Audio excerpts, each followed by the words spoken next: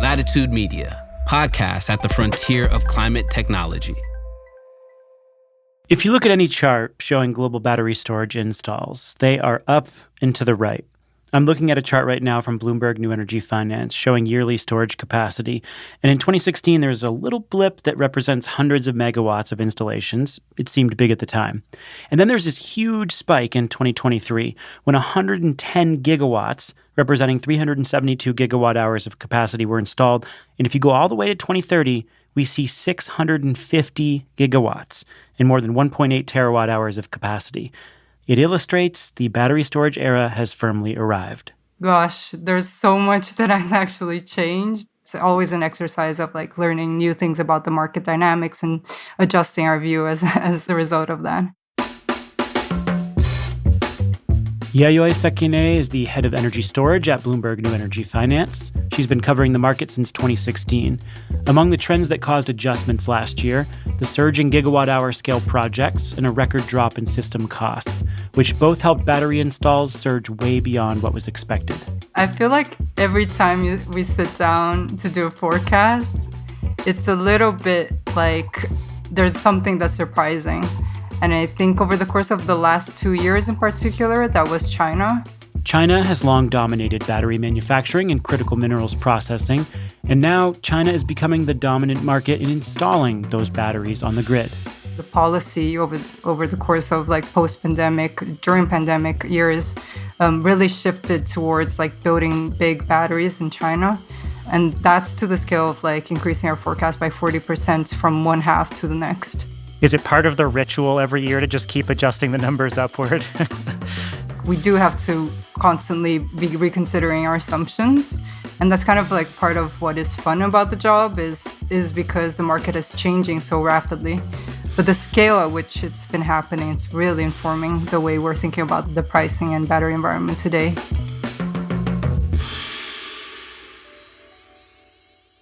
The battery storage market is changing quickly, from manufacturing expansions to accommodate EVs, to new chemistries and designs, to shifts in duration for grid-connected systems. It's one of the most dynamic sectors of the clean energy economy. I think now we're currently at an environment where the industry is actually able to sustain itself in terms of its own battery manufacturing and supply chains. And I think that's a pretty big shift, and that's happened very recently, and a very exciting time to be following the market. This is The Carbon Copy. I'm Stephen Lacey. This week, a conversation with Yayoi Sekine of BNEF on the pricing, tech, and deployment trends that are shaping battery storage.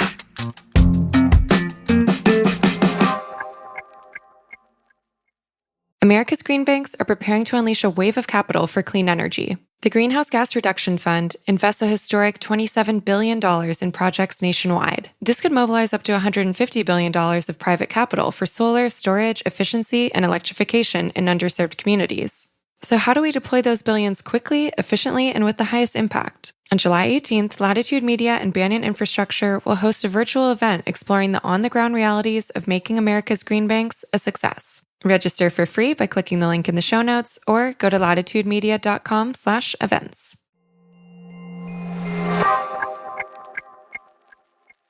Last month, Yayoi's team put out a report on 10 things to watch in storage, covering both stationary grid-connected systems and EV batteries. So I sat down with her to walk through many of those trends. The first one we tackled, pricing. In 2022, we saw battery prices rise for the first time in history, a reflection of the price spikes in commodities and lithium. Then a couple things happened. Materials prices eased, and Chinese producers ramped up fast. And an oversupply in the market pushed battery packs and turnkey system costs downward once again. That ramp up was quite significant over the course of 2022 and 2023. In the end of 2023, we have about 2.6 terawatt hours of commissioned capacity confirmed globally. We haven't tallied up all the capacity just yet, but it's likely to be more than 3 terawatt hours in terms of total lithium-ion battery cell manufacturing capacity. And that's more or less a 40% growth just in terms of capacity to produce battery cells in 2023. So it's pretty impressive in terms of growth. And we've seen a significant growth across other components as well. So cathode, anodes, and electrolyte and other components in the value chain as well. And then even further back to that, a lot of mining supply also coming online. So I mentioned lithium. A big function of that is the fact that a lot of lithium mines and refining capacity came online in 2023. But the other piece that I think gets a little bit underappreciated, but obviously has a knock-on effect around prices, is the fact that EV demand, like electric vehicle demand, didn't actually slow. It was a record year, but according to a lot of the industries and companies' expectations, the market, it was a bit slower than the growth that was expected. So that has a knock-on effect around like the demand for lithium and obviously price for lithium, which ended up actually pushing prices down. Yeah, well, let's just talk about where we think pricing will head this year and beyond. Are we on a continued downward trajectory? Yeah. Our expectation at BNEF is that prices will drop this year. So drop about 6%. So we averaged last year, just as a pricing point, we averaged at about $139 per kilowatt hour on a volume average basis. So that includes all segments that we track. And our expectation is that it'll drop about 6% this year to about $133 per kilowatt hour. And the way we actually do the forecasts or the expectation for battery prices for this year and the next 3 years is based on, firstly, like industry expectation on metal prices. So this is take into consideration the expectation that lithium, nickel, I think those are the two main ones, but cobalt as well. The prices for those major battery metals will come down.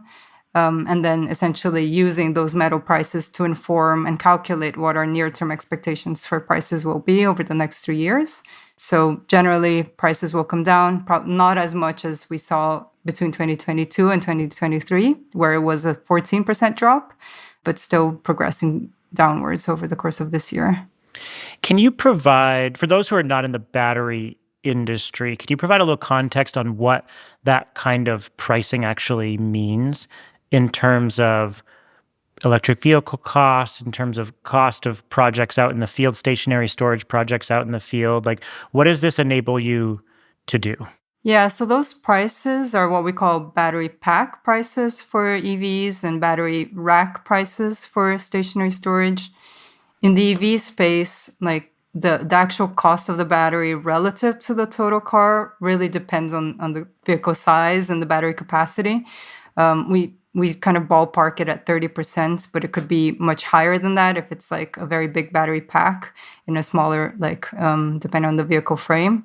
But say it's about a third, it could be more than that. In the stationary storage space, the battery racks are the biggest portion of the storage system costs, can range between 50 to 60% of a total turnkey energy storage system. So if you can't get the battery prices down, then it's very hard for you to actually compress the prices. So the fact that lithium-ion battery prices have dropped like 90% over the last decade, that's been a huge way in which like EVs have become cheaper and stationary storage has become more affordable.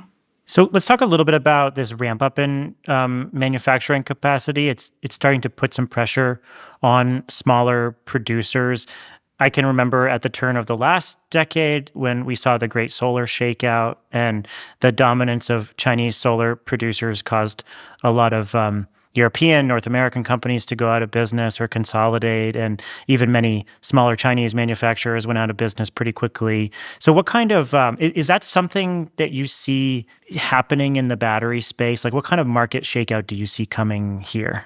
I think there's a lot of parallels to what has happened and is happening in the solar market with what we're seeing with the battery industry today. In particular, last year and this year are where we see these dynamics pretty similar in terms of the way we expect the industry to shake out.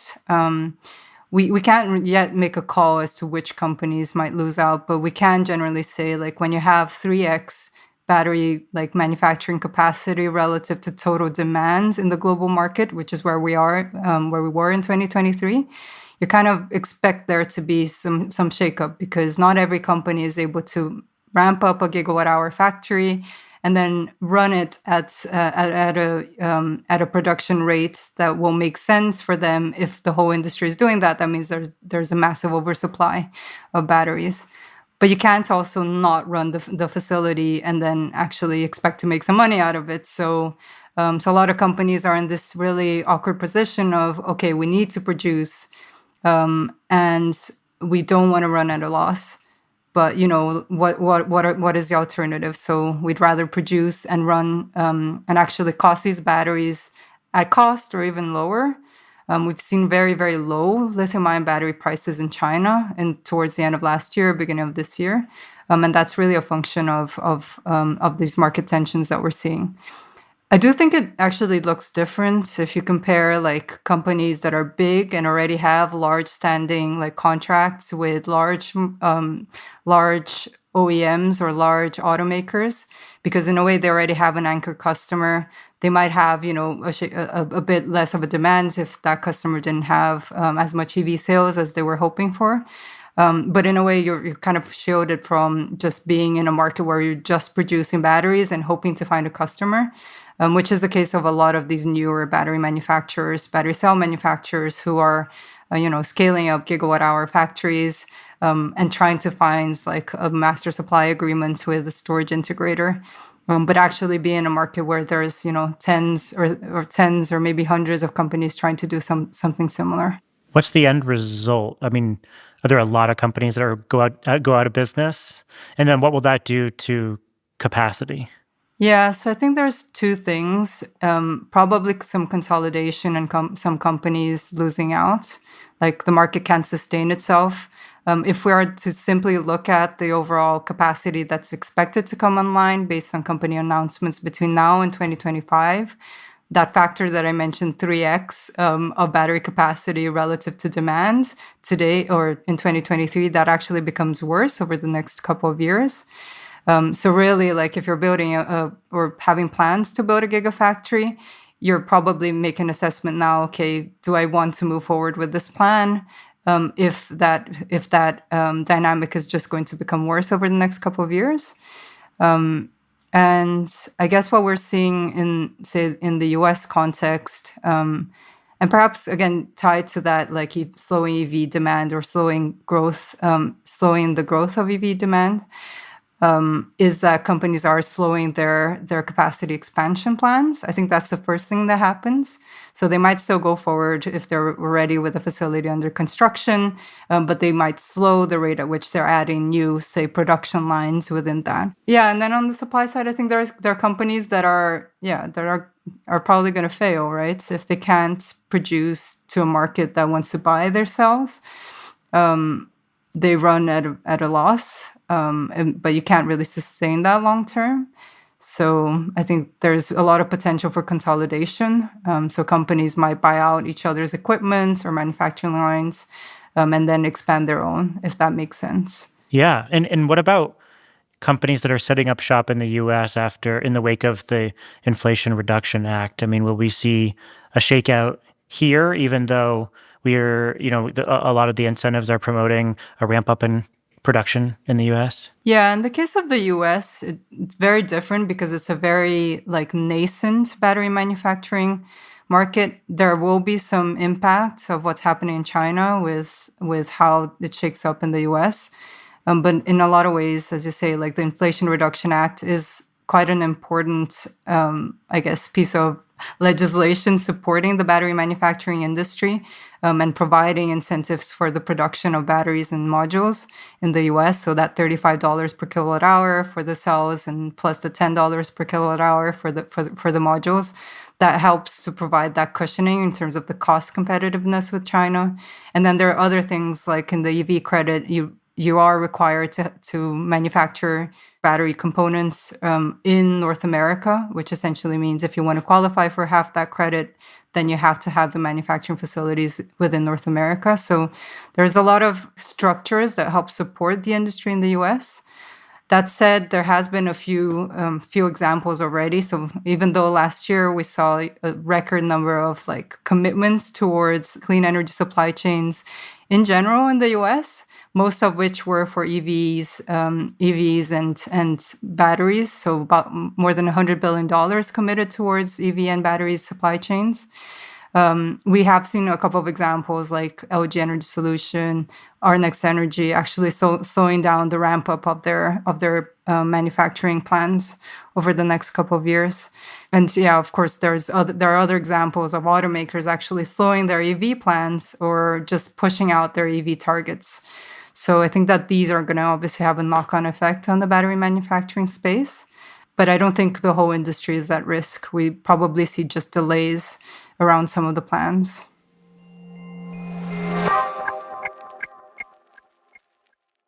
On July 18th, join Latitude Media and Banyan Infrastructure as we take a deep dive into the next phase of deploying the $27 billion Greenhouse Gas Reduction Fund. We'll provide practical insights for the state agencies and local lenders at the front lines of dispensing these funds. Where are the bottlenecks? How do we balance speed with transparency? And can America's green banks live up to the expectations of both local communities and Wall Street? Latitude Media's Stephen Lacey, Banyan co-founder Amanda Lee, and Clean Energy Fund of Texas EVP Billy Briscoe will answer these questions and more on July 18th at 1 p.m. Eastern. This is a must-attend for project developers and financiers. Register for free at latitudemedia.com/events or click the link in the show notes.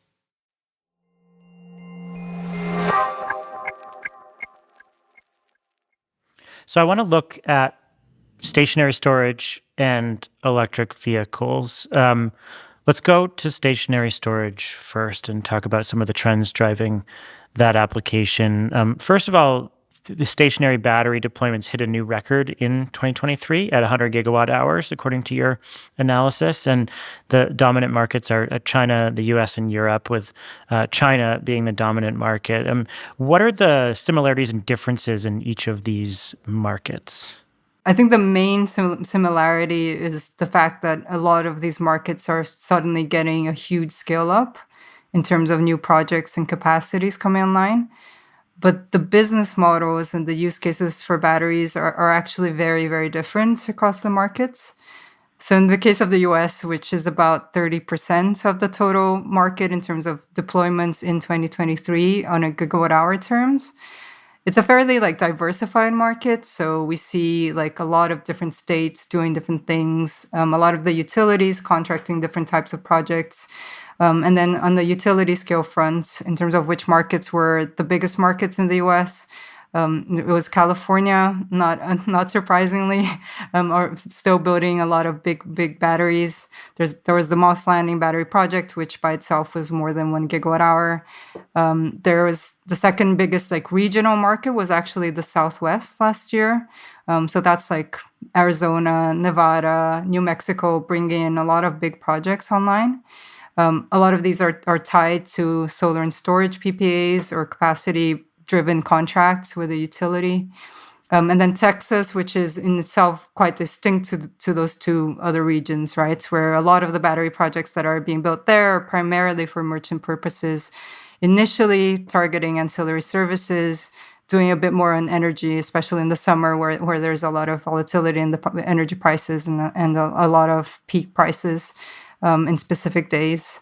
That's the US, a very diversified market, accelerated obviously with the Inflation Reduction Act and the relevant ITC, the investment tax credit supporting the industry there.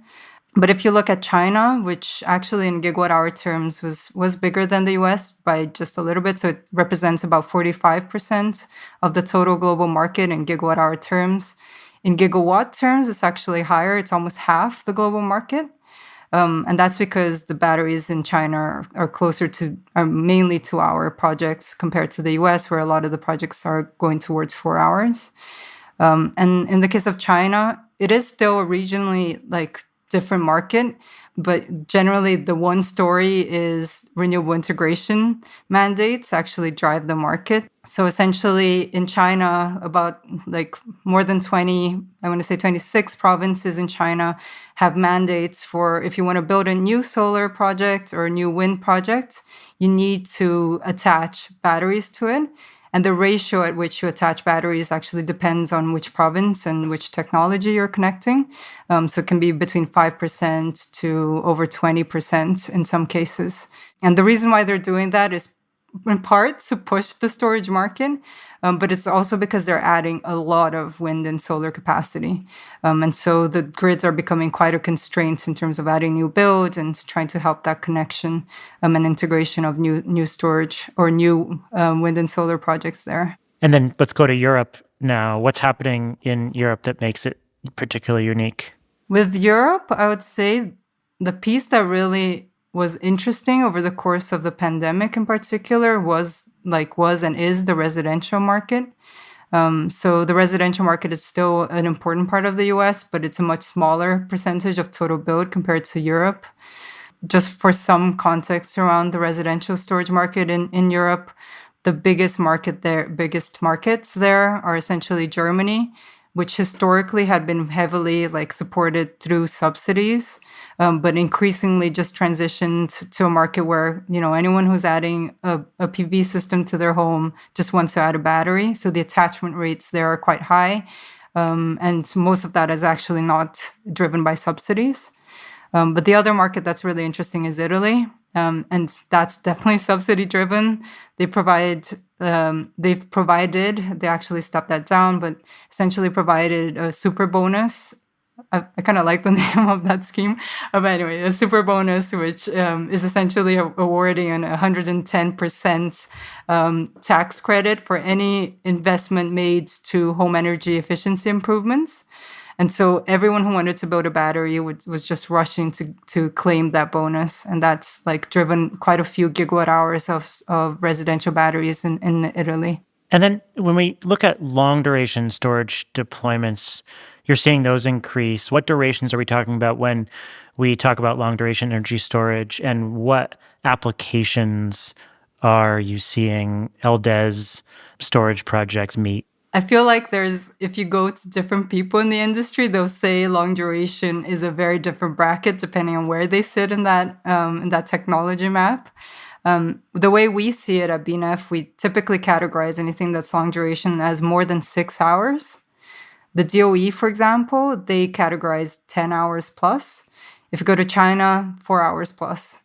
We've taken 6 hours because it gives us a good sense of, okay, you can divide the day in 4, and that's more or less like a cycle that's a longer duration compared to the typical 4 hours that we see today. And for the much longer duration storage projects that are maybe over 6 hours, are there any particularly unique applications there? Yeah, so there's definitely a difference between that initial 6 hours to what we might call a diurnal pattern of charge and discharge versus having a weekly or seasonal type of storage where you're just holding the energy until for different parts of or different seasons of the year. Today, the LDES market is not a huge market. What we see is more like pockets of specific projects and companies developing different kinds of projects, either supported by some form of policy mechanism or grant. We see a lot of grants in the case of the US, or some kind of pilot program, which I guess is the case of some of the California projects, supported by the idea that companies and utilities think that long duration energy storage will be important over the coming decades. But then they kind of want to start now to figure out how to structure those contracts, support the technologies that might be needed once we get down to the 2030s when there's more requirements or more need for long duration energy storage. The very, very long duration energy storage, the stuff that we might call seasonal energy storage, I think the activity that we see more investment around that is actually around hydrogen and that economy. We have a whole team that covers hydrogen. But yeah, I think the question is more between that seasonal use case versus the more diurnal and weekly use cases. What kind of technologies and what are the actual needs are we going to see in the storage market or in the LDES market? Yeah, I don't have one answer just yet. It's research that is ongoing in terms of what we're doing, and it depends very much on the market. So different parts of the US, that use case will look very different between California versus PJM, similar globally. Let's go to electric vehicles now. I want to talk about some tech shifts that we're seeing in EV battery manufacturing. The first is that lithium iron phosphate batteries are picking up market share. This is a technology pretty common in China. Why are lithium iron phosphates gaining so much traction right now? And talk about the difference in technology compared to lithium ion battery with cathodes that use nickel and cobalt. It's definitely this long history that's culminated in this current snapshot of what we see is like this race between LFP, lithium iron phosphate, versus the NMC and CA cathodes. So I can say, like, currently in terms of the fundamentals around why companies would choose LFP, that's definitely cost. The input cost for lithium iron phosphates is lower than for cathodes that use nickel and cobalt and aluminum. Or manganese. And generally speaking, so if you can, and because the cost is an important factor for you to drive costs around EVs and stationary storage, that's a huge factor as to why you would go for LFP. But in the past, it wasn't like a slam dunk or seen as a slam dunk technology necessarily. The reason why was because energy density was not quite at where it had to be in order for you to have like long range vehicles. That's a huge factor in the US market, for example, where, the expectation is for you to have 300, 400 miles of driving range. So we want our cars big and we want them to be able to drive for a long period of time. Yes, unfortunately or fortunately, however you want to see that, it's, the function of how the market is structured or consumer preferences. So you still need quite a big battery that ends up being very heavy, and the heavier it is, the harder it is for you to take it farther if you have a chemistry that's not very energy dense. But over the course of the last, I would say, like 5 years, maybe even a bit less, there's been significant improvements in the cell-to-pack integration of the batteries. For LFP in particular, that's been a huge gain in terms of the pack energy density improvements. And that's had a significant impact on the uptake of LFP for electric vehicles. So we're seeing a lot more of the companies. Obviously, we had seen a lot of LFP in batteries in EVs in China. But actually now we see like VW, Ford, GM all committing to a product roadmap of EVs that includes LFP batteries. So it is a very important part of a lot of the company's strategies, in part to reduce costs, but also recognizing that the performance is actually at a place where they can offer these to consumers at a good range. Are there any other major developments happening in EV battery manufacturing, either on the performance side or on the capacity expansion side, that are worth talking about? Yeah, so the three that we looked at last year at BNEF were, the first was like next generation anodes. So in the past, there's been a lot of focus around cathodes, which is the most expensive part of the batteries. But actually, there's a lot of innovation happening on the anode side, which is really exciting. And the reason why there wasn't so much focus was in part because it's primarily graphite, which is a very low-cost material. But once you get to a level of energy density where you want to increase the energy density on the cathode side, you also have to kind of up the energy density on the anode side as well. And one of the ways you can do that is by like adding something like silicon into the graphite.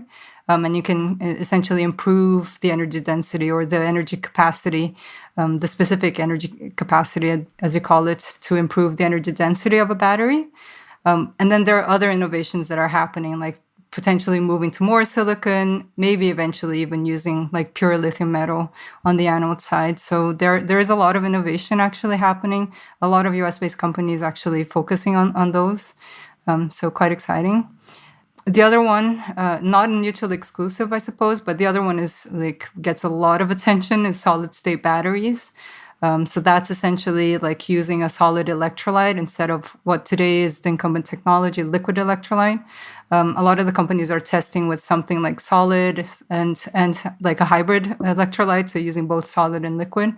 But of course, if you're able to fully do it as a solid, you actually can have a lot of the benefits around energy density and fast charging that you can't necessarily achieve in the current lithium-ion battery technology space. And you can also just change the way you design the batteries, which can be really exciting. You can design new types of vehicles because the batteries can be designed in a different way. So there's a lot of interest and investment going to solid-state batteries. Our view is in terms of mass commercialization, that's probably like around like post 2030, with a lot of investment actually going into that now. So like QuantumScape and other companies trying to do that are kind of moving a path that's hard to do, but we expect that eventually we'll eventually get there. And the question is just around like, will lithium-ion batteries, like the incumbent technology, drop so much in cost by then and improve so much by then that maybe there isn't as much of a huge market share for solid-state batteries? And will they primarily be focused on very in more high-performance applications? So things like aviation, aviation is a good example there.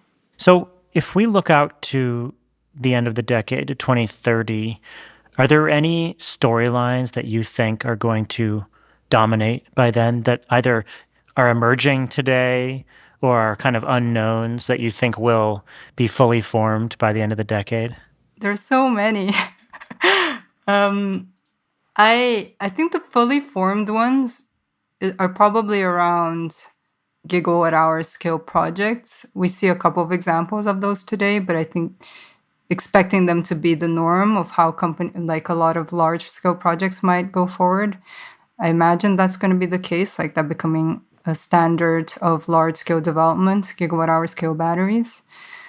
On the technology front, there's a fair bit. I mentioned a couple of the technologies. The other one that we're looking at is like, say, something like sodium-ion batteries or other technologies that just don't use lithium.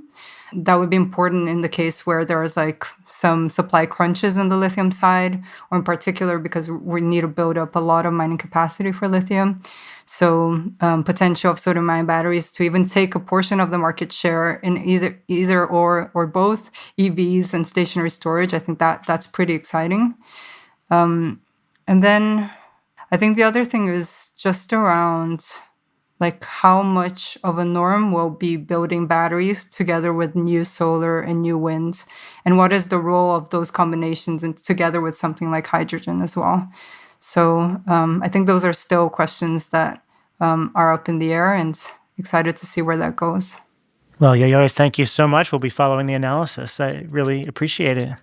Thank you, Stephen. Great to be here with you.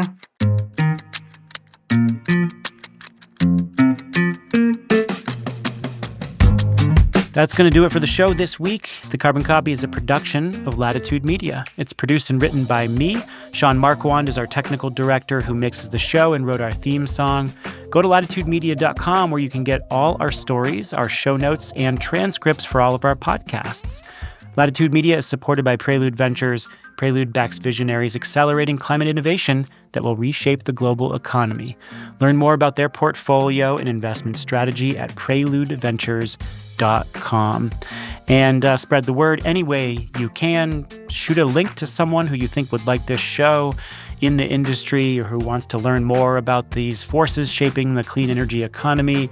Hit us up on X or LinkedIn or wherever you're active on these issues, and give us a rating if you have a moment. We'll catch you next week. Thanks for being here. I'm Stephen Lacey, and this is The Carbon Copy.